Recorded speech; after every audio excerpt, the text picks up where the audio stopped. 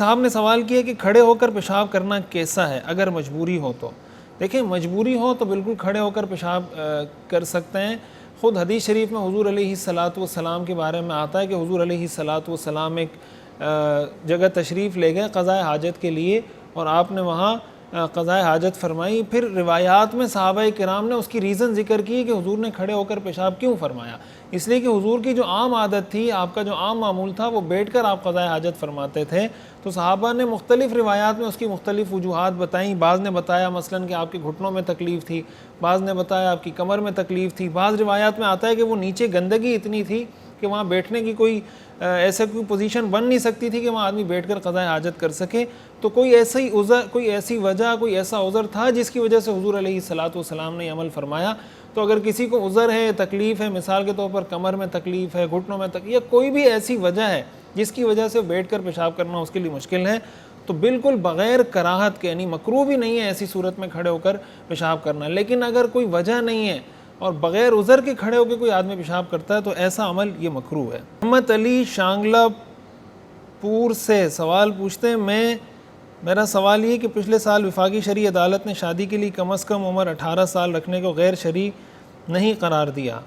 اور وزارت قانون کو اس متعلق سفارشات دی۔ نیز اسلامی نظریاتی کونسل نے بھی مفتی محمد شفیع صاحب رحمۃ اللہ علیہ کی کسی ایک کتاب کا حوالہ دے کر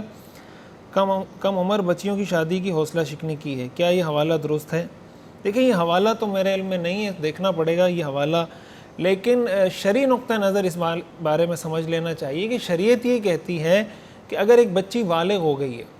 تو بالغ ہو جانے کے بعد اس کا نکاح کیا جا سکتا ہے۔ اب وہ بچی 15 سال کی عمر میں بالغ ہوئی، 16 سال کی عمر میں بالغ ہوئی، اگر بچی بالغ ہو جائے اس کا نکاح کیا جا سکتا ہے۔ ہاں، اگر اس میں کوئی میڈیکل فیلڈ سے ریلیٹڈ کوئی ایسا ایشو ہے، یا اس میں اور کوئی ایسے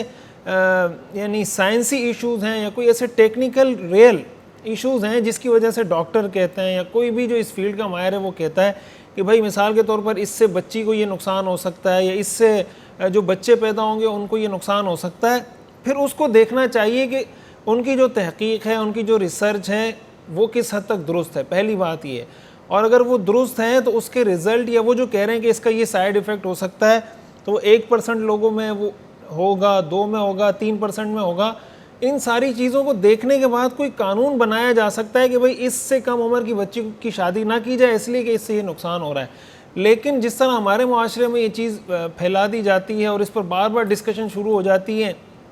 کہ جناب کم عمر بچیوں کی شادیاں نہیں کرنی چاہیے، اور بالکل 18 سال سے اگر کم عمر بچی ہے تو اس کی شادی کرنے کو بالکل ایک عار سمجھا جاتا ہے، یہ طریقہ کار اور یہ جو ایک رویہ ہے یا یہ جو ایک سوچ ہے، اس کی یہ شریعت کا مزاج نہیں ہے۔ میں نے جیسے بتایا کہ اگر کچھ اور اس میں ایلیمنٹس، کوئی اور عناصر اس میں آ جاتے ہیں جس کی وجہ سے کہا جائے تو اس پہ سوچا جا سکتا ہے، اس پہ غور کیا جا سکتا ہے۔ ہمارے ہاں پاکستان کے جو آئلی قوانین ہیں ان کے اندر بھی یہ بات کہی گئی ہے کہ بچی کی عمر کم از کم 18 سال ہونی چاہیے، لیکن جیسے میں نے بتایا کہ شریعت کا یہ حکم نہیں ہے۔ شریعت کا حکم یہ نہیں، شریعت کا حکم یہ ہے بچہ بالغ ہو جائے، بچی بالغ ہو جائے تو کوشش کریں جتنا جلد آپ ان کا نکاح کروا سکتے ہیں ان کا نکاح کروا دیں۔ ہاں، باقی چیزوں کو دیکھنا چاہیے کہ بچہ جس کی آپ شادی کروا رہے ہیں، لڑکے کی یا لڑکی کی، وہ اپنے گھر کو کس حد تک سنبھال سکتی ہے، اس کی آپ نے اس حوالے سے تربیت کتنی کی ہے، وغیرہ وغیرہ۔ اگر آپ سمجھتے ہیں کہ بھائی ابھی بچی بالغ ہو گئی ہے، 15 سال کی ہے، لیکن ہم نے اس کو تھوڑے گھر کے کام کاج سکھانے کہ بھائی